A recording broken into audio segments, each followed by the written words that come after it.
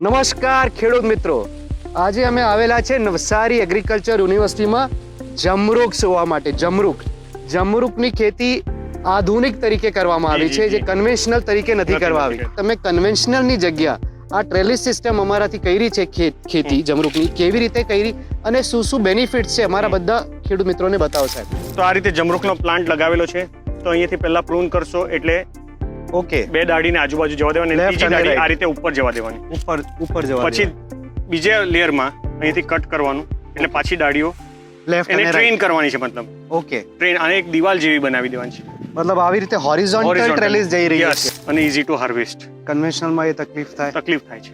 બીજી વસ્તુ પ્રોડક્શનમાં પ્રોડક્શનમાં બી ઘણું પર હેક્ટર આપણને નંબર ઓફ પ્લાન્ટ્સ કે જે આપણી કન્વેન્શનલ મેથડ છે એના કરતાં આમાં એપ્રોક્સિમેટલી કેટલું ડિફરન્સ ડબલ થઈ જાય? ડબલ, અરાઉન્ડ ડબલ સમજો. મતલબ 100% વધી ગયા તમે આમ કહેવામાં. આના સિવાય અન્ય કોઈ પણ જાણકારી તમે લોકોને અમારાથી જોઈએ હોય તો અમને આપ અમારા ચેનલને સબસ્ક્રાઇબ કરો